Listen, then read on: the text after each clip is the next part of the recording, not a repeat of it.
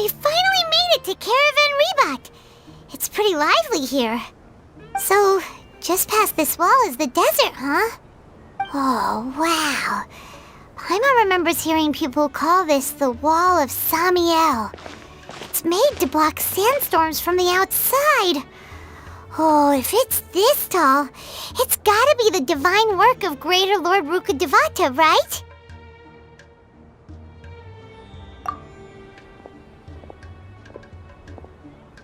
Enough gawking. Come on, follow me. Huh? Over here. Alhaitham went that way! Let's hurry up and follow him. Wonder what he's up to.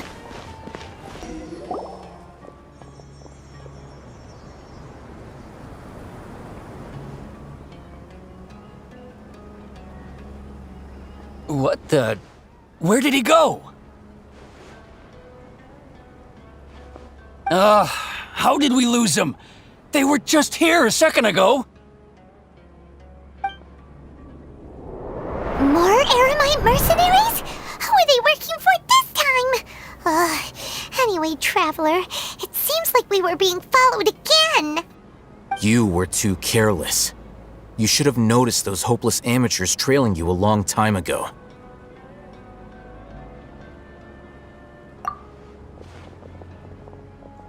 There's no need to thank me.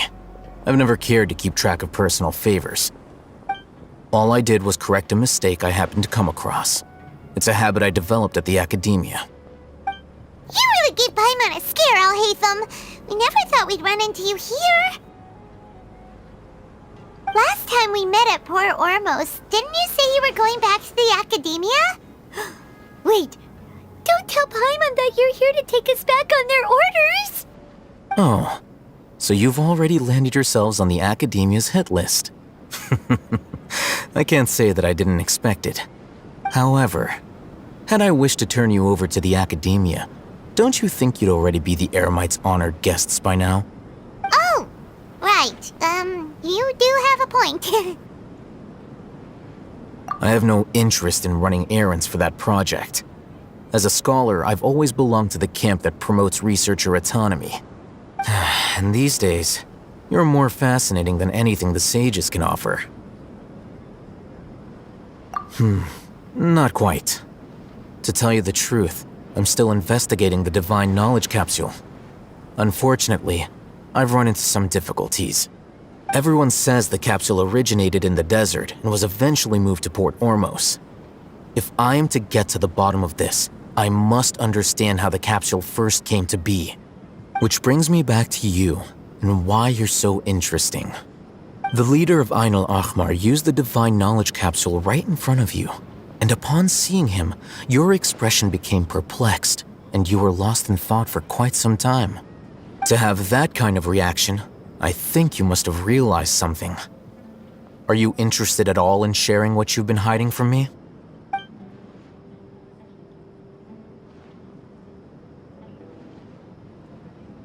Alhaitham, you really have a ridiculous eye for detail. What kind of person even notices and remembers stuff like that? So that's your answer. Well, I do work for the academia after all. So considering that, it is indeed wise to keep your cards close to your chest. But that does prove you do have some undisclosed information about the Divine Knowledge Capsule. Am I right? No matter. Rather than simply learning the answers from you, I'd still prefer to investigate on my own. Speaking of, you two are also headed to the desert? That's right! We have the same plan as you! But we don't really have any concrete goals at the moment. Then I'd suggest starting with Aaru Village. It's the largest settlement in the desert, so it'll probably have more resources and intel than anywhere else. Well, would you like to head there together? It's always better to travel with someone you know. Let's go! Before us lies Aaru Village, the safe haven of the desert folk. Whoa, this landscape is really something else. What a cool place! Let's go check it out!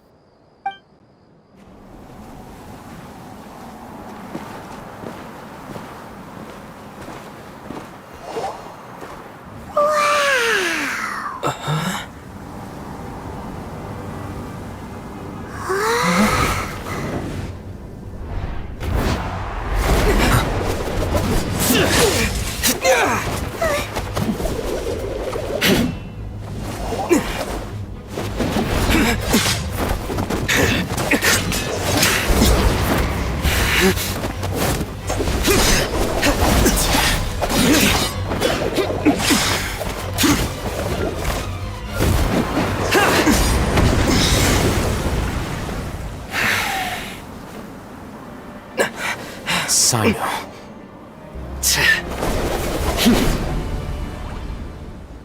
Unless my memory fails me, we have barely spoken 2 words to each other before now at the Academia. Would you care to enlighten me as to when and how I invited the General Mahamatra's wrath? Alhaitham, do not think you can escape my judgment just because you managed to escape my attack. Judgment? So that's how you'd characterize your actions here, is it? Or would elimination perhaps be a more accurate description?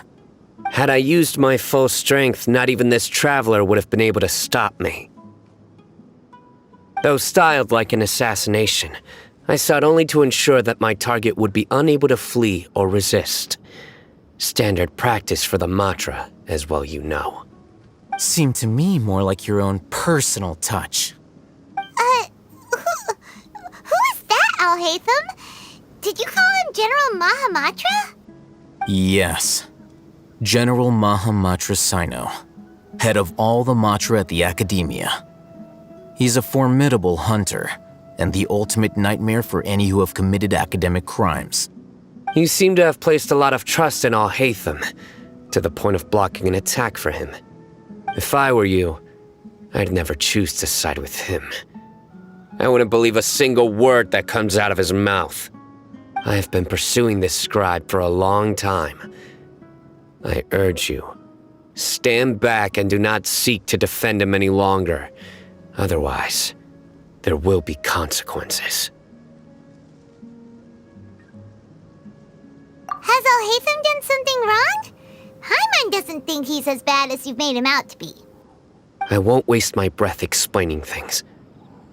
Alhaitham, I saw it during our fight. Take it out. The divine knowledge capsule you're hiding on your person.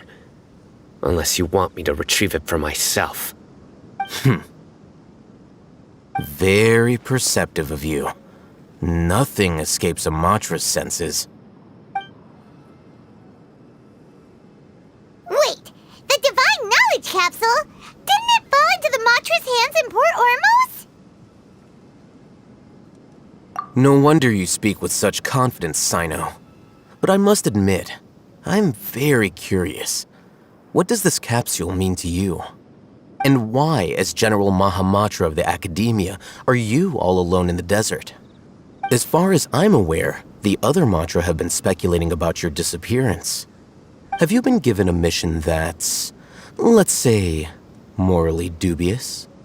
If I was the real target of your mission, what was stopping you from simply using your authority and resources to judge me within the walls of the Academia? I should have known you'd be difficult to deal with.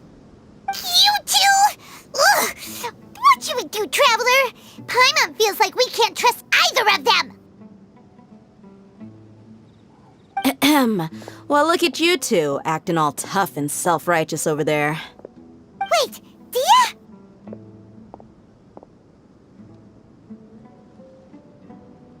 Great! Finally, someone that we can trust! You gotta help us out here, otherwise these two are gonna start fighting again! Yeah, sure looks that way. 2 giants from the Academia duking it out once and for all. Not something you get to see every day, that's for sure. Listen, I know you academic types love to fill up your big brains with self-righteous morality and lord your empty rules and virtues over each other. But how dare you bring your petty disputes into the safe haven of Aaru Village? It seems like someone's gonna have to beat some sense into your thick skulls until you finally learn to respect these grounds.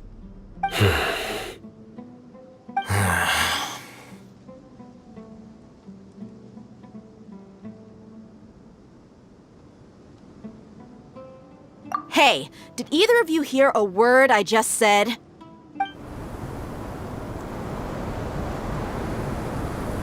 Whoa, what's going on? The wind's so strong! Is this a sandstorm? Paimon's gonna get blown away! Another sandstorm? What's up with these recently? Hey! All of you, over here, quickly! We have to take cover! Someone's calling for us! Oh, this wind is too strong! Let's get over there! That sounded like Candace. Come on, you two. Jeez, are all of you academia folks such hard work? Move it! All right, stop yelling.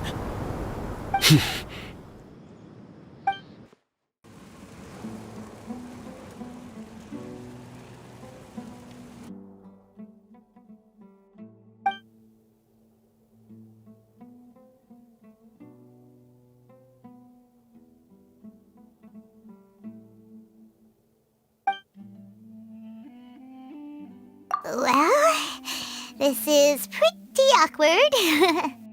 Hey, wanna play sardines with 3 people who wanna tear each other limb from limb? Sure, why not? Sounds fun. The air is so thick and heavy. Paimon can hardly keep floating anymore. My sincere apologies, everyone. This is the home of our village chief.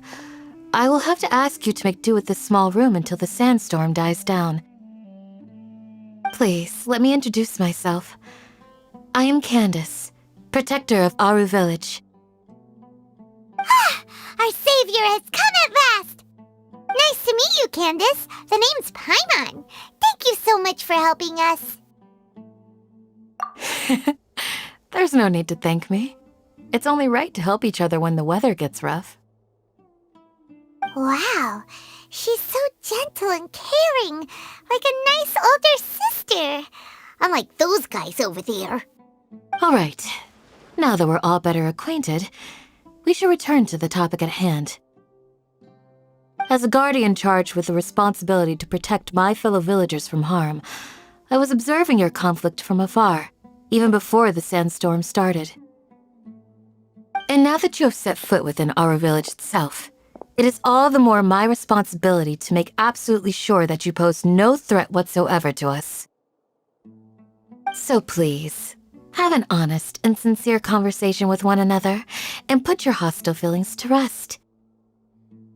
If anyone dares to start anything again while they are under this roof, I will not hesitate to send them out for some quality time with the creatures of the sandstorm. Oh, on second thought, Paimon may have misjudged Candace's character. And that goes for you too, Miss Dia. Do I make myself clear? All right, we got it, Candace.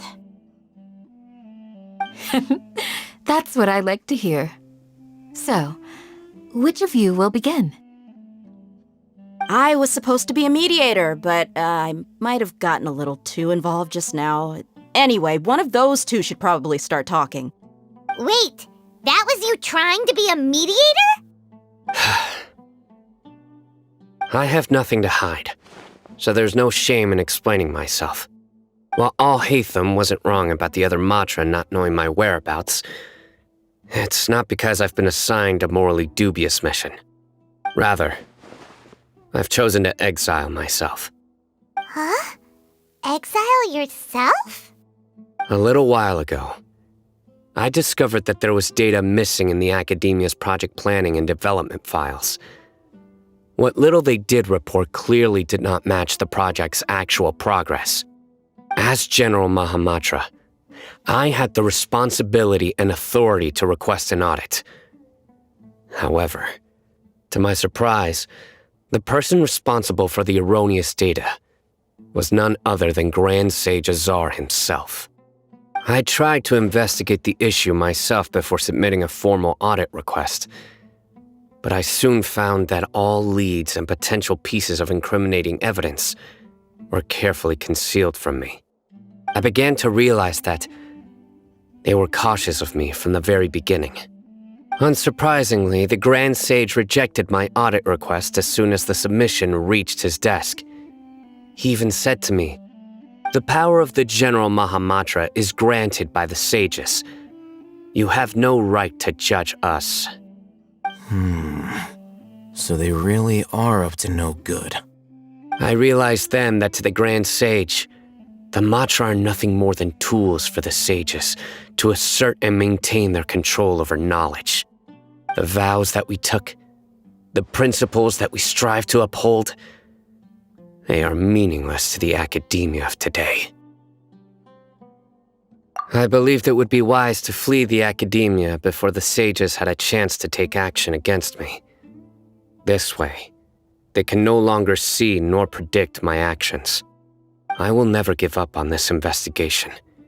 There's no need for someone else to give me power or authority.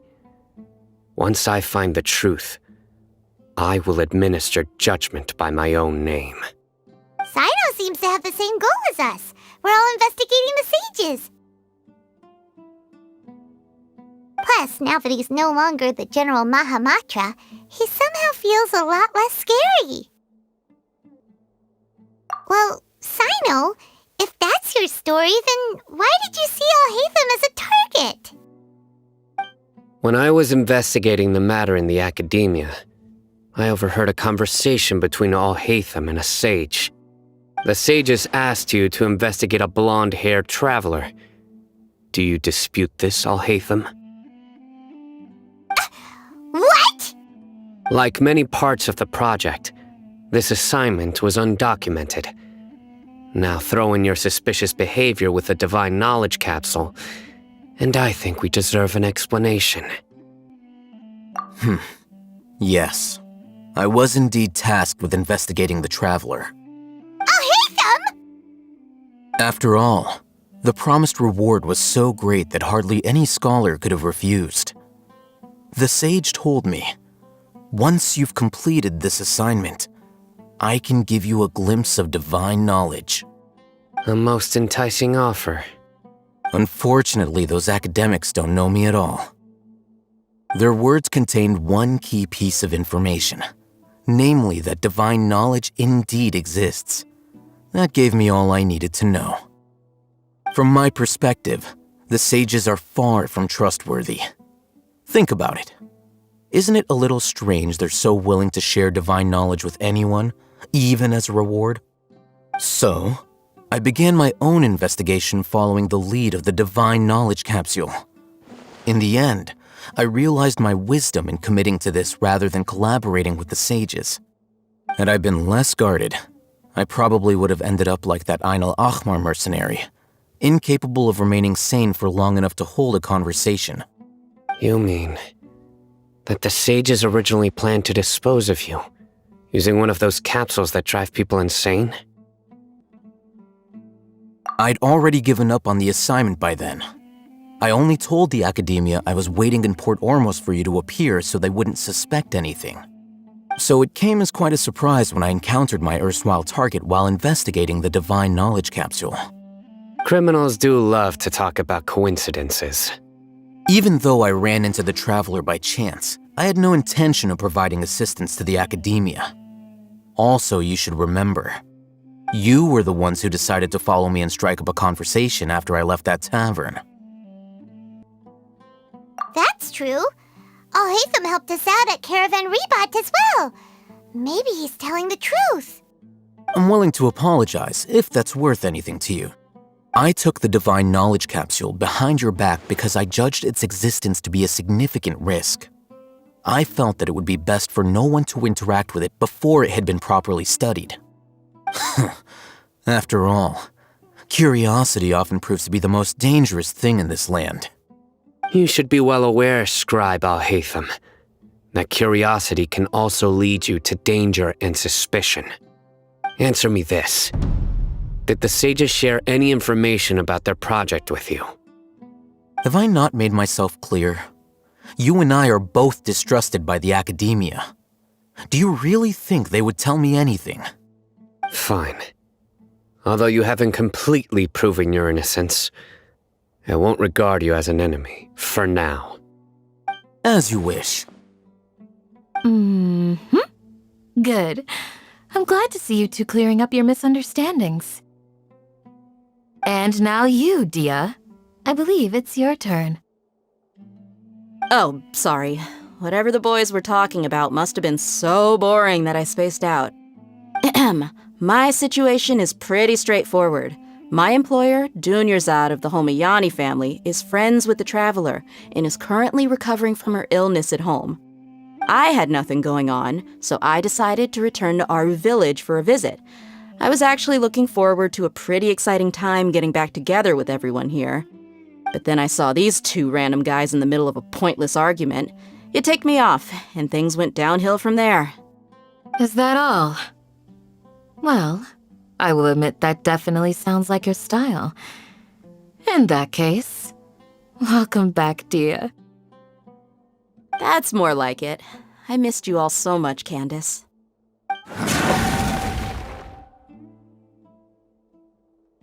Whoa! What was that sound? No need to worry. Now that you're no longer at each other's throats, please make yourselves at home. I'll take a quick trip outside to clear out some of those creatures in the sandstorm. Creatures? In the sandstorm? Are you sure you don't want some backup? Fighting in a sandstorm is not for the faint-hearted. Anyone without extensive training in these conditions is at a disadvantage. You needn't worry. Yeah, just leave them to Candace. Don't worry, she's as tough as they come.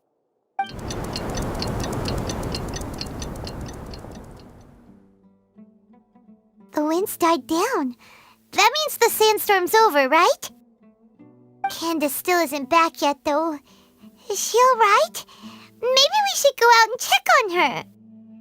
When you put it that way, even I'm starting to feel a little worried. All right, let's go. We've been here long enough, and the boys are as chatty as the floor. Oh, Candace, you're still fighting? You've been out here dealing with these creatures the entire time? Yes. They just keep coming in waves. I've lost count of how many I've defeated. Before I realized it, even the sandstorm had stopped. Ah! Here comes another wave! Leave this round to us. I got interrupted earlier, but now I have something to take my anger out on. It's been quite a while since I've seen the Flame Mane in action. I'll leave these to you then. I'll be sure to put on a good show. Let's go! The creature stopped appearing. Was that the last of them? What we fought just now was probably the aftermath of the sandstorm. So we should be safe for the time being. Well fought, everyone. No injuries, I hope. Huh? Who are you? Ah, my apologies. I haven't had a chance to greet you yet. I had my hands full taking care of the village's elderly and children. I am the chief of Aaru Village. Everyone usually calls me Uncle Anpu. Sir, I am also originally from the desert, but I have not been back for some time now. May I ask if such sandstorms are common? I can't say they've always been common, but recently the storms have become increasingly severe and frequent. Besides sandstorms, we also occasionally get earthquakes. According to an investigator who stayed in the village a while ago, these unusual natural phenomena are related to the withering of Irminsul. Another effect of Irminsul's withering. So, Irminsul's withering causes withering zones in the forest, and sandstorms and earthquakes here in the desert? Everything in the natural world is inextricably connected to Irminsul. These regional symptoms can indeed be a reflection of Irminsul's present state. Everyone in Aaru Village needs to take good care of themselves. Speaking of which, why haven't I seen a single village keeper since I got here? Village keeper? Who are they? Village guards like Candace? Does your curiosity know no bounds? Village Keeper is how Aaru Village refers to mad scholars exiled here by the academia. Most of them are scholars who lost their sanity after a period of training in the Avidia forest. The academia believes that their crazed mutterings may have a negative effect on the psyches of other scholars. So, they're forcibly exiled to the desert. Though if you ask me, it's all a boatload of nonsense. Alas, that's exactly what we've been trying to investigate. One by one, the village keepers have been mysteriously disappearing without a trace. But no one in the village has ever seen them leave. If you're planning to stay around the village for the next few days, I'd appreciate it if you could keep an eye out for them. I've had encounters with those people in the past. I'll see what I can do to help. The Matra are the ones responsible for their exile. Now that you're no longer with them, are you trying to alleviate your guilt and atone for your past sins? I'm fascinated by how you think. Mock me if you will, but if you are guilty, I will eliminate you, regardless of my position or identity. Oh, you're the former General Mahamatra. You must be an expert in these kinds of investigations.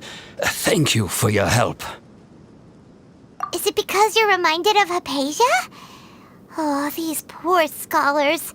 First they lose their sanity, now this! We need to help get them back home, safe and sound. But, is it really a good idea to tag along with Cyno? You seem like you really don't trust him. I'll be grateful for the assistance. No doubt you will do a better job than some of my former subordinates. Let's start by finding a spot to share what we know so far.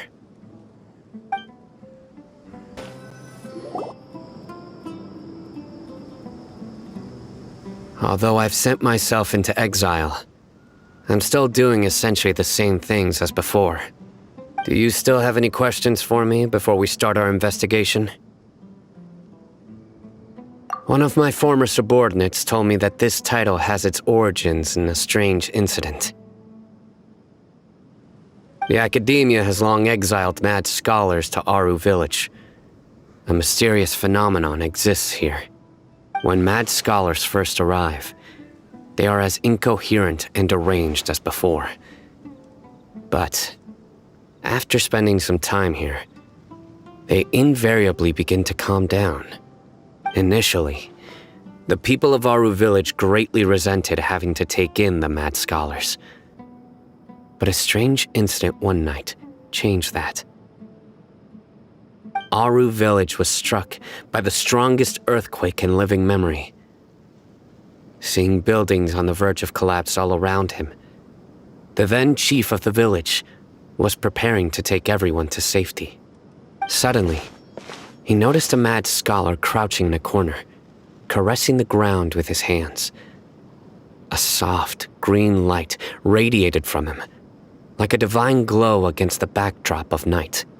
Despite the powerful tremors that ripped through the ground that night, all the houses remained upright, almost as if they had grown roots reaching deep into the ground. In the end, not a single building collapsed, and no one was hurt.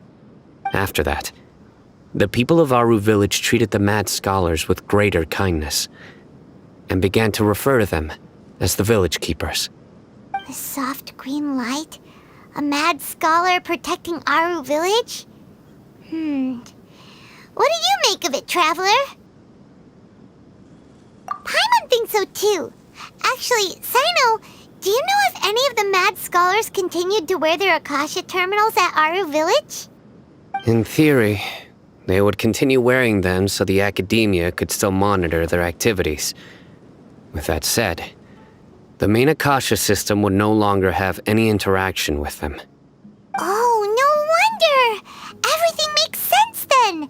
Add in the fact that they calmed down, it was probably Nahida who calmed them. If you are able to draw a conclusion from this one story alone, then it appears you possess much more information than I do. So, what do you make of the story? Really? Lesser Lord Kusanali. What? You don't believe us? Lesser Lord Kusanali was definitely using the Akasha to give her power to the mad scholars! No, it's not so much that I don't believe you. I'm just struck by your reasoning. Lesser Lord Kusanali, the current Dendro Archon, is she really active in Sumeru? The Academia has always placed far greater importance on the late Greater Lord Rukkhadevata. They've more or less ignored Lesser Lord Kusanali, and I've never had any reason to doubt their views. In addition, I've never heard any stories about Lesser Lord Kusanali and her deeds. To me, she might as well have been a god that never existed. No way! Nahida definitely exists! She's a... How should Paimon put it? She's a good Archon who's kind and wise, even if she says weird stuff sometimes. I've spent many years interrogating criminals, so I can easily tell when someone is lying. Good! Then you should know that we're telling the truth! That look in your eyes. I've never seen that from a liar. You two really must have met Lesser Lord Kusanali. How can this be? To think, our Archon has been amongst us this entire time. Alright, now it's our turn to put our skills to good use for this investigation. But easier said than done, especially since we don't have any leads. Maybe we can start by knocking on some doors.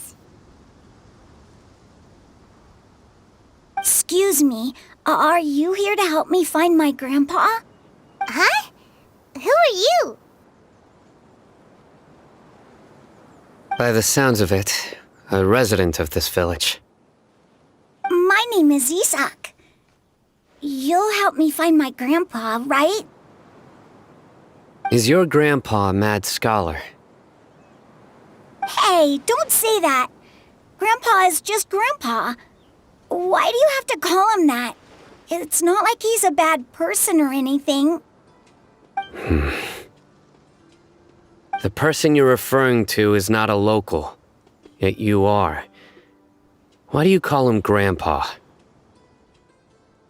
Grandpa is just Grandpa. He's my family. I heard everything you said to the village chief. Please, you gotta take me with you. I want to find my grandpa. I swear I'll help. I won't be a nuisance. Ah, so you're the one who was eavesdropping on us around the village chief's house. I was planning to go out and take care of whoever it was, but I had a vague feeling that they didn't harbor any ill intent. Whoa! Alhaitham wasn't kidding about Matra having sharp senses. Cyno, he's just a kid. All he wants is to find his grandpa. Let's find a way to help him. Sorry, I was only listening in because I wanted to know where Grandpa went. Honest. If you don't believe me, you can ask Miss Candace. All right.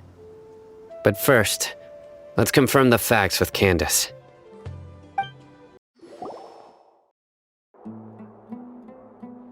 Cyno is super vigilant. Is this what all the Matra are like? Ah, you're back already. We just wanted to confirm something with you. Do you know a boy by the name of Isak? I had a feeling he'd go looking for you. Huh? You knew this would happen? Yes. Although he tried his best to stay hidden, I still noticed him eavesdropping outside the window. He really wants to get his grandfather back. Isak's parents were both Eremite mercenaries who rarely returned to the village after finding employment in the city. He was raised by his grandfather. Unfortunately, it was only a few years before his grandpa passed away.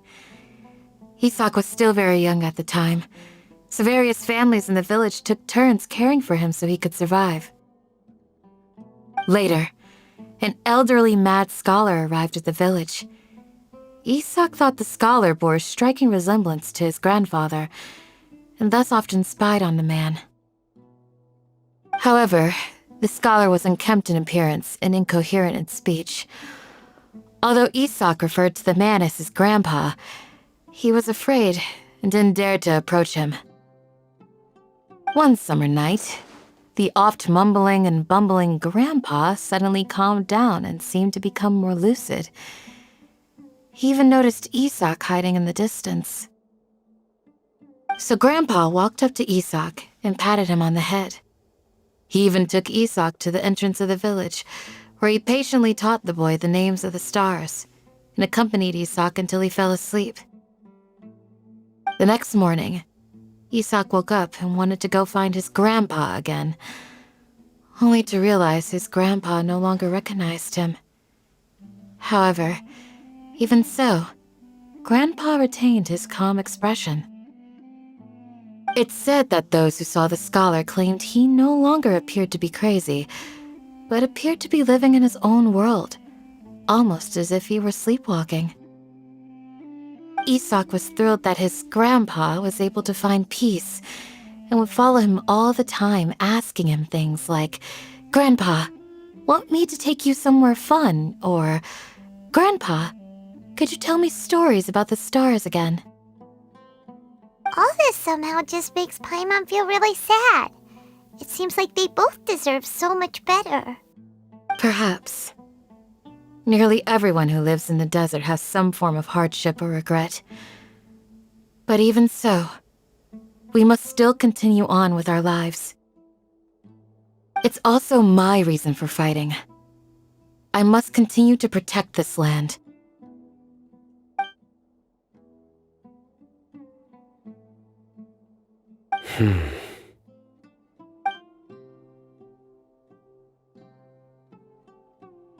Maybe the people have always had a considerate god watching over them. Huh? What did you say, Cyno? No, nothing. As long as Isak keeps his word and doesn't get in our way, we can take him along. Perhaps you are more compassionate than I gave you credit for. Please accept my thanks on Isak's behalf, Cyno.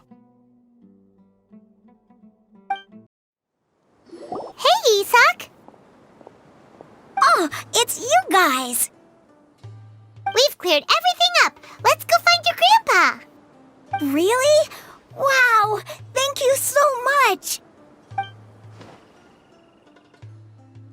Yeah! All right. Let's ask the local residents some questions first.